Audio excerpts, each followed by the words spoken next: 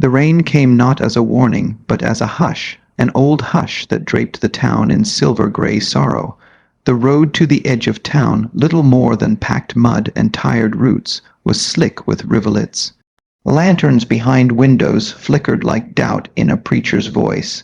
Most folks had closed their shutters early as if to keep the storm out, but truth be told, it was her they were still hiding from. Miriam Hart had long since learned how to move without sound. The wind did the talking, her bees slept tight in their hives beneath oilcloth. Inside her cottage, warm light pulsed against the pane where old curtains hung like dried lace. The kettle hissed over low fire. She sat alone, darning a child's sock she hadn't the courage to throw away, though no child had worn it in years. Then came the knock 3 times, not frantic, not bold, just soaked, like it came from someone unsure whether they had the right to ask anything of her anymore. She stood without rush. The limp in her left leg slowed her, an old injury never spoken of, but the ache had long become familiar, like a quiet neighbor you didn't like but couldn't ask to leave. Opening the door, she didn't gasp, didn't flinch. The man standing there was wet from hat brim to boots. His coat sagged with water, darkened by cold. He looked taller than she remembered, but wearier too. His eyes weren't begging, just hollowed out, like he'd left pieces of himself in every town he'd passed through. In his arms, wrapped in a patchwork quilt, was a crying infant. The man said only this: "He ain't yours, but he needs you." She stared at the baby first, pale, squalling fists no larger than the acorn caps in her garden. Then she looked at the man again. "Elias Boone," she said softly. He nodded once, ashamed. The baby's cry was not loud, but it cut through the storm like truth in a courtroom. Miriam moved aside. Not an invitation, not yet, just enough to let the child out of the rain. The fire welcomed them with a small pop. She took the baby gently, her hands instinctive, though it had been years. He felt warm, too warm, damn hungry. Still, she did not speak of that. Elias stood awkwardly by the door, as if the floor might reject him. She gestured to the rocker near the hearth, the one no one had touched in 7 winters. He hesitated, then sat. "I got no milk," she said. "I brought goats." He replied, voice growly, "He won't take it from me." She prepared a bottle in silence. Her hands didn't tremble, not yet, but the moment she raised the cloth to the child's lips and he latched on, something inside her shifted like soil warming beneath a thaw. The baby suckled greedily. Elias exhaled, a sound close to weeping, though no tears showed on his face. She asked no questions, not about the mother, not about the journey, not yet. Some stories need time to peel themselves open. The kettle whistled. She poured 2 cups of nettle tea. He didn't touch his. "You came far." 3 towns back, he muttered, buried her in Ash Hollow. Silence again. "Not many would come to me," she said finally. "Not after the girl, I remember," he said, "but I also remember what you did for my brother's wife. You held her hand through it, and the sheriff held mine to the fire afterward. Yunvi paid for what the town feared. They fear a woman with blood on her hands." He didn't argue, just stared into the fire like it might answer for him. The storm droomed gently on the roof, not angry anymore, just steady. Miriam unwrapped the baby's shawl, revealing a stitched corner with initials. M.B., her gaze lingered. Was this her blanket? Elias nodded. She made it while waiting. Thought it would be a girl. The baby hiccuped once, full belly soft and breath slowing. Miriam stood and carried him toward the cradle in the far corner, covered in a cloth like a grave that never got dug. She peeled back the cover. The wood creaked as she laid the child down. He stirred but didn't cry, just turned toward the warmth of her palm as she lingered above him. "I never thought I'd hear that sound again," she whispered. Elias looked up. What sound? The hush after a child stops crying. He didn't respond, only watched as she pulled a shawl around her shoulders and returned to the fire. "You want to tell me why?" she asked. Not accusing. "I was ashamed," Elias said. "Didn't want to beg. Didn't want to come to the woman they all call cursed. They called me worse." He nodded. "I believed them till she died. Then none of their words mattered." She tilted her head, and now he looked her in the eye for the first time. "Now I believe in anyone who's still standing." There it was, the beginning of something unnamed, not a friendship, not trust, just a flicker of shared ruin, made warmer by the child between them. Outside, the storm tapered into mist. The bees would stir by morning, the town would talk. Miriam already knew that, but inside the baby slept. Elias leaned forward, elbows on knees, and stared at the fire. She didn't offer him the bedroom. He didn't ask. When she finally stood to bank the coals, she said softly, almost like prayer, "You say he ain't mine." "Maybe not by blood, but something brought him here," he nodded.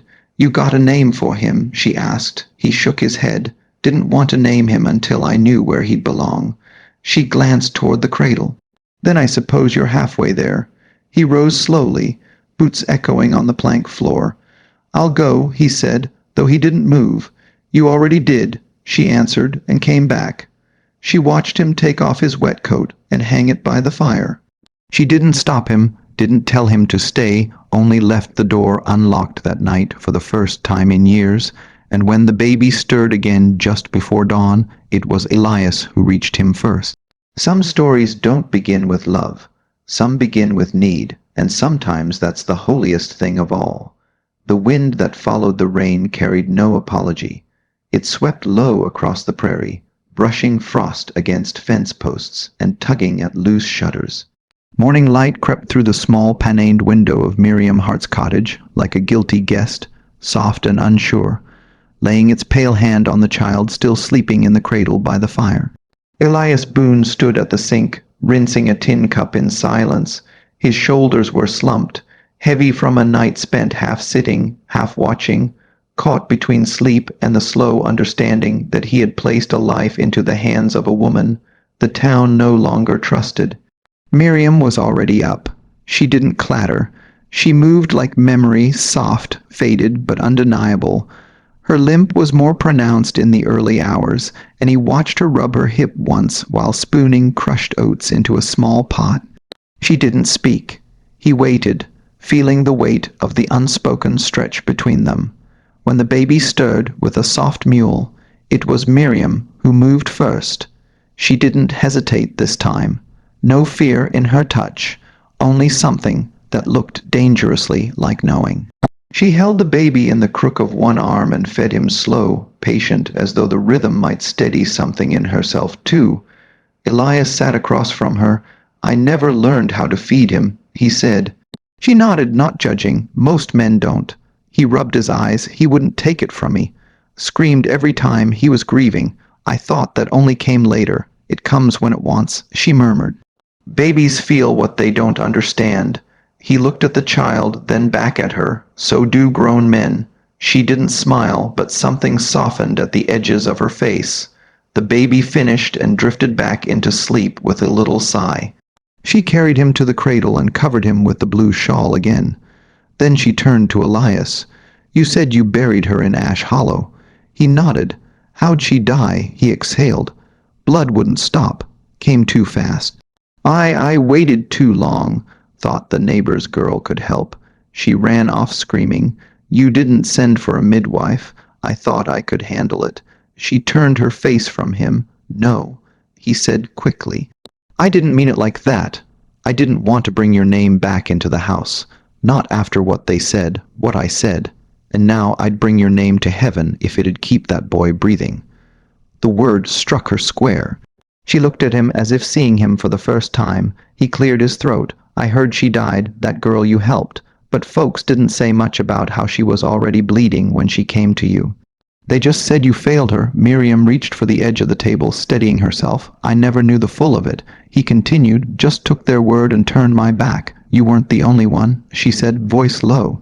"I'm sorry," he said. The apology hung in the air, full of rust and weather. She didn't offer forgiveness, not right then. Outside, the wind dragged leaves across the steps. Somewhere in the distance, church bells chimed. Later, she bundled the child and stepped outside to check the beehives. Elias followed her with his coat pulled tight and a tentative step. She moved slower today, favoring her left leg. The baby slept against her chest.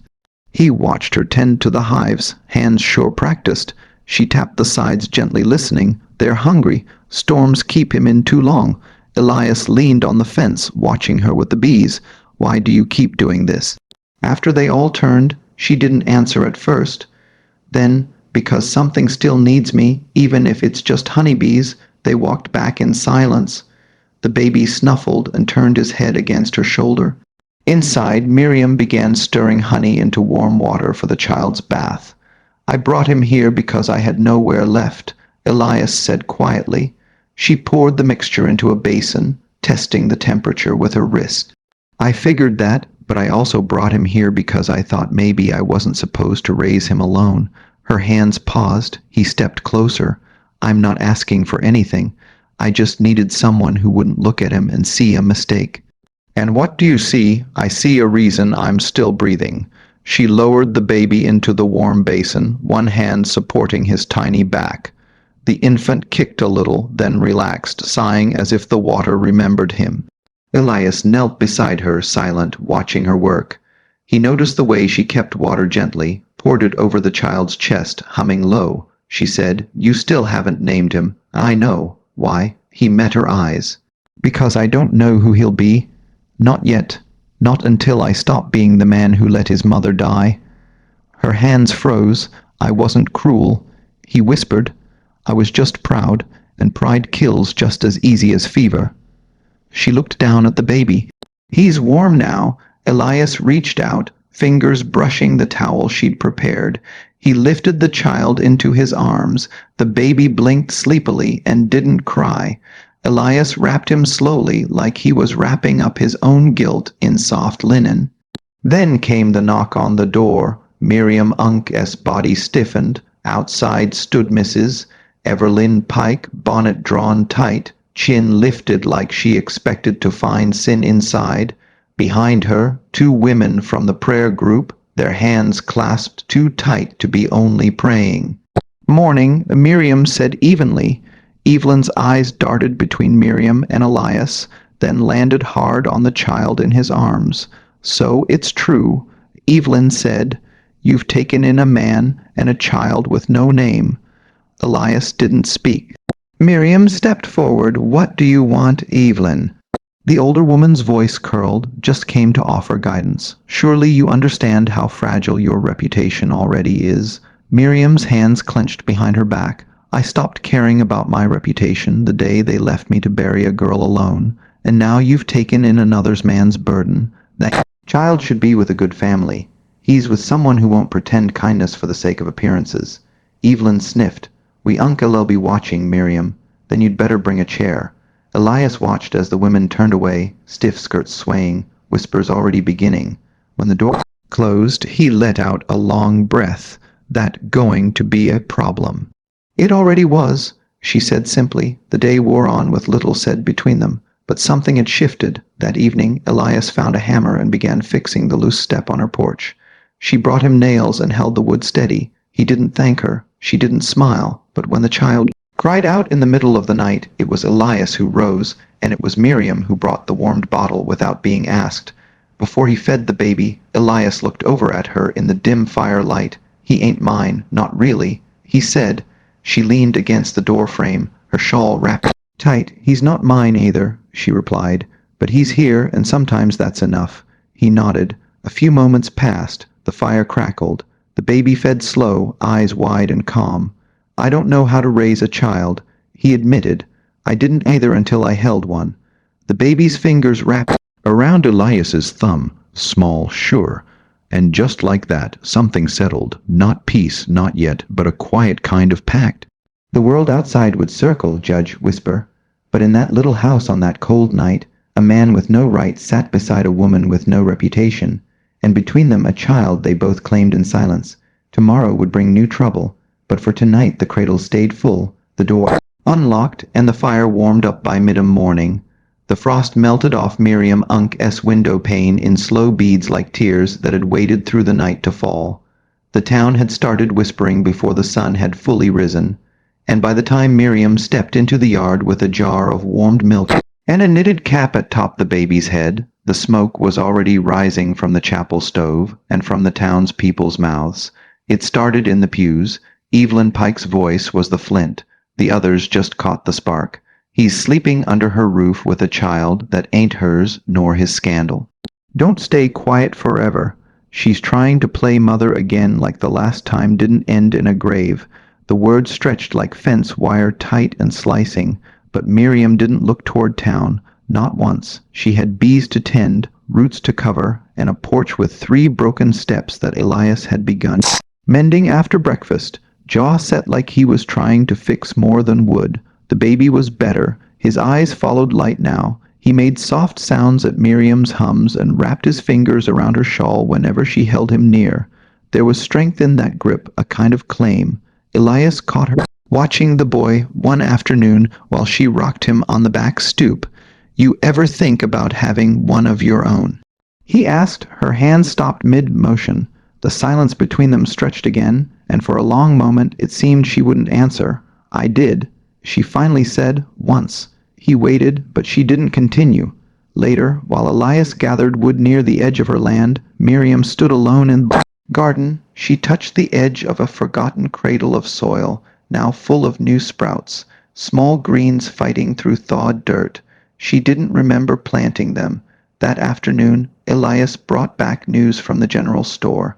"They say you're the reason his mother died," he said, not looking at her, "that I brought him to you as some twisted way of blaming you." Miriam said nothing. He stepped closer. "They're looking for a reason to see you gone." Her eyes narrowed. "Let them. I've been gone longer than they know." He shook his head. "You shouldn't carry this alone." She turned to him, the wind catching loose strands of her hair. "And what would you know about carrying things alone?" His jaw clenched. "More than I wish I did."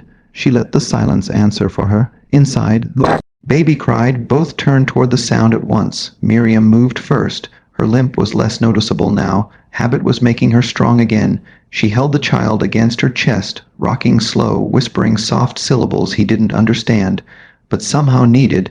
Elias stood near the hearth, one hand gripping the mantle. "I failed her," he said suddenly. Miriam glanced at him. "My wife, I thought I could do it without help. I thought asking you would be surrender." Miriam's voice was low. It would have saved her. "I know." He stared at the flames. "I used to think," he said, "that men were supposed to be the strong ones, that shame was better than weakness. But now every time he cries, I feel like he's asking me why I let her die." Miriam stood quiet for a moment, then crossed to him and handed him the baby. "Hold him," she said. "You did." The baby quieted almost instantly, resting a cheek against Elias's collarbone. Elias's hand settled behind the boy's back.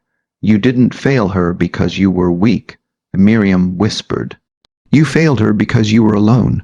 The door rattled suddenly. They both turned. Someone had thrown something, mud perhaps, or worse, against the window pane. The baby jerked awake with a cry. Elias moved toward the door, but Miriam stopped him with one hand. "No, they can't just, they will, because they always have. And if you step outside, angry, you'll give them the ending they're praying for." He stood frozen, breathing hard, hand on the doorknob. Then slowly he stepped back. She tucked the baby in a blanket, kissed the top of his head, and hummed a lullaby from a different life, one that never saw daylight in this town. By evening, Miriam sat stitching by the fire. The baby lay curled beside her, his fingers occasionally twitching in dreams. Elias paced near the shelves, scanning her jars. "You keep everything," he said. "They may come for my name again," she replied, eyes not lifting. "But I won't let them take the healing, too." He turned, arms folded. "Do you ever wish you left all the time? Then why didn't you?" She looked up at him. Needle paused. "Because if I leave, they win. They bury the truth with my name, and women like me stop mattering." Elias studied her in the firelight. "You matter." She held his gaze. For a long moment they didn't blink. Then she spoke. "Do you know what the town hates more than a fallen woman?" "What? One who stands back up." The next morning, while hanging linens in the yard, Miriam caught sight of a child watching from the tree-line. A girl, 7, maybe 8, barefoot, face pinched with curiosity and fear. Miriam lifted a hand, slow and gentle. The girl hesitated, then ran. That afternoon, a rock came through the window. It missed the cradle by inches. Elias patched the glass with board and cloth. Miriam swept the shards without a word. They didn't eat much that night. The baby was restless. The house felt smaller. But when Elias stood at the threshold, eyes toward the dark, Miriam didn't tell him to come in. She just said, "The child isn't the only one they're trying to run off." He turned. "You're not a burden, Elias," she said. "You're just a man who's not done yet." He took off his coat, hung it beside the door, and stayed. Outside, smoke curled from chimneys. From mouths, from lies that burned hotter. The longer truth stayed standing, but inside the cradle was full. The fire still warm, and the town, for all its whispering, couldn't unmake the quiet bond forming between the man with no pride left and the woman with none to lose. Not now, not any more. It began with a summons written in ink, too neat to be anything but sharp. Sheriff Dake delivered it himself, arriving on horseback just past sunrise, his coat still smelling of last night's tobacco and the hush of pews. He didn't dismount at first, just sat with his rein slack and a look on his face that had once passed for pity, but now barely masked the weight of old decisions. Miriam stepped onto the porch with the baby in her arms, a bottle in one hand, her eyes steady as iron. Town council wants a word. Dake said, voice like gravel dragged across wood. Elias appeared at the door. Behind her, jaw tight, the sheriff's gaze flicked to him. This ain't about your pride, Boone. It's about what's best for the child. Miriam didn't blink. Best according to who, the law, Dake said flatly and handed her the paper. The ink curled in loops. Too clean to argue with. Meeting at noon, town hall. Attendance mandatory. Custody in question. Elias muttered something under his breath. Miriam didn't speak. She just nodded once and closed the door behind her. They arrived to stairs, though no one spoke to them directly. The streets had emptied of noise. No children running, no hammers ringing from the smithy, only the clatter of their boots and the baby soft cooing against Elias's chest. Miriam walked beside him with her head high and her shawl pulled close. She no longer cared what they whispered. Inside the hall, the benches were packed. Sheriff Dake stood at the front beside two elders and Mrs. Evelyn Pike, who looked every inch the figure of righteousness draped in widow black. Elias held the baby steady. Miriam's hand brushed his back. He flinched at the contact, then steadied. Date cleared his throat. We gather today under concern. A child without proper parentage is being housed by a woman with no formal claim and a man who cannot legally account for the child. Lineage murmur stirred. Miriam did not move. He's the child of Elias Boone and a deceased woman named Maybeth Boone. But without record of birth or name and no living maternal relatives, this town has an obligation to determine his care. Elias took a breath. And what of the father? He asked. You have no documentation, said one elder. No name for the boy, no record of marriage. And this, he gestured toward Miriam, is a woman already disgraced by medical misconduct. The town remembers. Miriam Unk's mouth was a hard line. The town remembers what it wants. A louder murmur. Someone hissed. Mrs. Pike stood. We're prepared to offer the child into a more stable household, one with a mother, a church-going woman. I've raised children. He would not want for anything. He doesn't want for anything now, Elias snapped. He needs a name, Pike said. He needs a place, and you're living in the house of a woman shunned by every respectable citizen for miles. Miriam turned to the council.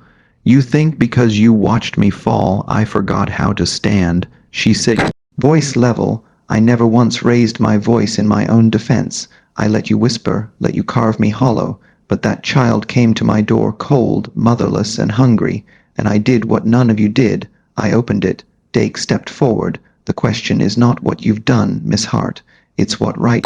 You have to continue. Elias moved before he could think, stepped between her and the council. I don't have papers, he said.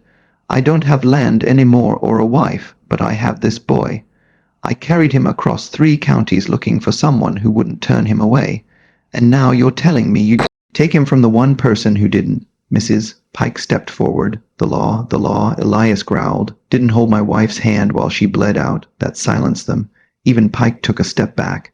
Elias turned to Miriam, gently handed her the baby, then looked at the crowd. You want to say I failed her? Fine, I did. I failed her the moment I listened to men like you instead of women like her. But I won't fail this boy. His voice cracked and he hated it, but he let it. I don't care what your records say. That child knows the smell of her shawl. He quiets when she sings. He reaches for her. You want to tear him from that just to feel right. A long pause. The council glanced at one another. The weight of the room shifted like a breath held too long. Then the elder said, "The law requires formal kinship to assign custody." Marriage would suffice. The whole went still. Elias turned toward Miriam, eyes wide. She looked back, calm, thoughtful, not surprised. "Is that what this is?" she asked. "A bargain dressed as mercy?" "No," Elias said immediately. "No, it's not." He turned to the crowd. "I didn't come here looking for a wife. I came looking for someone better than me, and I found her, and I'll marry her if I must. But don't mistake it. This isn't duty. It's a debt, one I'll never finish paying." The room crackled with tension. Miriam looked down at the baby in her arms. He slept peacefully, unaware of the war being waged in his name. She stepped forward. "I'm not marrying him today," she said, clear and unafraid. A gasp. "But I won't surrender this child either." A louder murmur. Mrs. Pike looked ready to explode. Miriam turned to the elder. "If the law says only kin may raise him, then I'll claim him. I'll sign whatever papers you need. I'll raise him as mine. You're no relation," someone called. "Neither was Moses to Pharaoh's daughter," she said. "But it saved a life." The elder hesitated, then slowly nodded. "We draw up guardianship papers, but the matter isn't closed. We observe. That's all you've ever done," Miriam replied and turned her back to them. Elias followed her out, stunned into silence. Outside, the air had warmed slightly. The clouds broke open just enough to let sunlight catch the porch railings in gold. Elias exhaled like he'd been holding it for days. "You didn't have to do that. I did even without me." She looked at him. "Especially without you." He swallowed. "You meant it, though." She didn't answer. She walked ahead, but he saw the smallest nod just once. That night the wind died, the fire burned low. Elias repaired the cracked cradle, sanded the edge smooth with slow, careful strokes. Miriam watched from the corner, rocking the baby in rhythm to the sound of the rasping wood. Neither spoke of marriage again, not yet. But in the quiet, something settled between them, gentle, necessary. Outside the town still watched, but inside the child slept, and for the first time since he'd arrived at her door, he smiled in his sleep that a thin frost painted the edges of the fence post silver, glistening in the dawn light like lace stitched by the cold. The prairie held its breath. Not a bird moved, not a branch dared creak. Even the bees in Miriam Unk's hive stayed tucked inside their wooden homes, waiting. Inside the cottage, the baby stirred, his whimper small but urgent, the kind that said he'd outgrown his dreams and needed something real. Warm arms, steady hands, a voice to remind him he wasn't alone. Elias was already at the hearth, rubbing the sleep from his eyes as he took the child gently, without a word. His movements were sure now, familiar. He didn't need prompting, didn't look to Miriam for permission. She watched from the threshold of the bedroom, her shawl gathered at her throat, hair still unbraided from sleep. There was no mistaking the softness in her expression, but it wasn't love, not yet. It was something older than love, something made of earned respect and the quiet marvel of survival. She stepped forward and handed him a warm bottle without being asked. Their fingers brushed. Neither spoke. A knock came at the door. Neither moved for it. It came again, louder this time, with the authority of someone used to being obeyed. Elias shifted the child to one arm and opened the door with the other. The cold rushed in. On the porch stood Sheriff Dake, hat in hand. Behind him two riders, strangers not townsmen, their coats marked by state authority. "What is it?" Elias asked, voice calm. Dake hesitated, eyes dropping to the child, then to Miriam, who stood just behind Elias now, her shoulders back. "These men come from the county. Dake said they got word from Evelyn Pike. Said there's question about the guardianship. They want to see papers. They want to speak to Miriam alone." "No," Elias said at once. Dake raised a hand. "Let's not make this harder. It's already hard," Miriam said. She stepped forward past Elias, past the child. Her bare feet touched the cold boards of the porch without flinching. "You men want to talk, but not without the child. I won't leave him behind." The two riders exchanged glances. One nodded. "That's acceptable." She wrapped the child in a shawl and followed them down the path to where the horses waited near the old tree. Elias stood on the porch watching, his hands fisted at his sides, powerless again. The questioning happened in the open. A table dragged out from the church hall, ink freezing in its well, papers flapping in the wind. They asked for documents. She provided what she had, her mother's Bible, handwritten records, a Note Elias had scrolled in the margin of the child's blanket that read, "He has her eyes. Nothing official. Everything true. You've no blood claim." One man said, "No marriage, no name passed." "I have something better," she replied. "I have a child who stops crying when I hold him. That's not law, no," she said steady. "It's mercy." The man looked at her for a long moment as if weighing something heavier than law. "We Ll return with a judge," he finally said. "They left the same way they came, quiet, faceless, unshaken, but they left with empty hands." Elias walked her back home. "I should have gone," he said. "You've gone far enough," she answered. That evening Miriam braided her hair for the first time in weeks. She lit every oil lamp. She made stew with what little they had. Elias shaved, combed his hair, and dressed in his Leaston shirt. The baby slept between them at the table in a basket Elias had mended with new rope. The door stayed unlocked that night, and still no one came. Morning arrived with the sky bruised purple, and the wind howling across the prairie like something ancient had been stirred. Miriam stood at the window, clutching the baby to her chest. Elias came up behind her, wrapping a blanket around her shoulders. "They'll be back," he said. "I know you scared." "No," she said, "just tired of being brave." He looked down at the child. "We should name him." She nodded slowly. "You first." He took a long breath. "Samuel." She smiled. "I was thinking the same." Later that day, word came that Evelyn Pike had fallen ill. Bedridden, no one visited. By week's end, the county sent word again. No judge was coming. No charges, no removals. The case had fallen through cracks too small to matter anymore. Elias stood on the porch reading the letter, the wind tugging at the page. He folded it carefully and set it on the table inside. Miriam was nursing Samuel in the rocker, her eyes closed, humming something that had no lyrics but felt like home. "You did it," Elias said. She shook her head. "We did nothing but survive. That's more than most." Spring broke through the last of the frost that month. Shoots bloomed at the fence line. Miriam Unk's hive stirred. The boy started to laugh. A soft gurgling sound that made Elias set down his tools and just listen.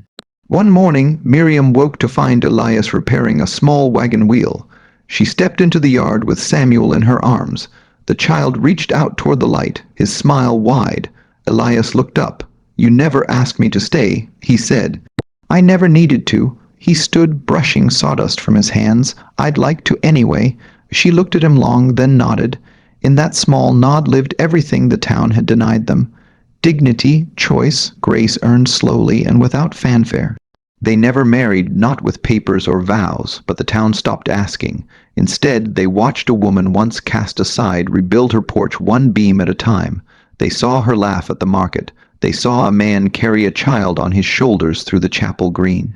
And when the child said "Mama" for the first time, it was in Miriam's arms.